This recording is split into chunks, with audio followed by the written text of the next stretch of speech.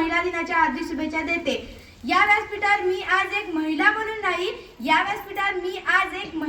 नाही तर सर्वांसारखी समान अधिकार असणारी एक भारतीय नागरिक म्हणून उभी आहे।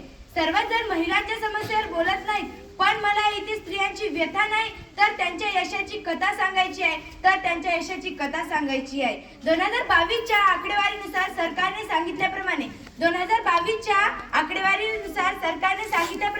ज्यात महिला अत्यंत कमी असून म्हणजेच 15% आहेत, जी संख्या जवळपास 2,84,000 आहे, ते उच्च न्यायालयामध्ये ते प्रमाण आणखी कमी असून 9.5% ते 14% आहे। वरिष्ठ वकिलांची संख्या त्याहून कमी म्हणजे 3.4% आहे। शोकांतिका म्हणजे 50% महिला वकिलांचे शिक्षण घेतात, पण प्रत्यक्ष कामावर 15% येतात।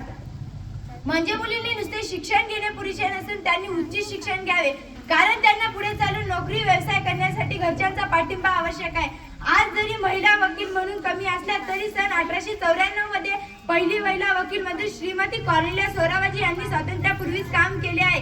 त्या केवळ कायद्याचा सल्ला देत नाहीत तर समाजातील संवेदनशील प्रश्नावर न्याय मिळवून देण्यासाठी एक वेगळाच दृष्टिकोन मांडतात।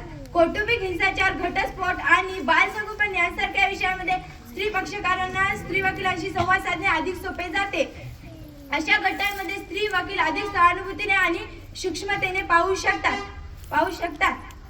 महिला वकील न्यायव्यवस्थेमध्ये लैंगिक समानतेचा पुरस्कार करतात। या कामाच्या ठिकाणी समान वेतन, पदोन्नती आणि महिला अधिकारांच्या संरक्षणासाठी लढा देतात। मला जशी इथे महिला वकील म्हणून बोलायची संधी दिली, तशीच या पुरुष प्रधानांनी मला तसा व्यवसाय करण्याची सुद्धा संधी द्यावी, ही सदिच्छा। मी जाता एवढे सांगणार आहे, वकिलीचा नुसता काळा कोट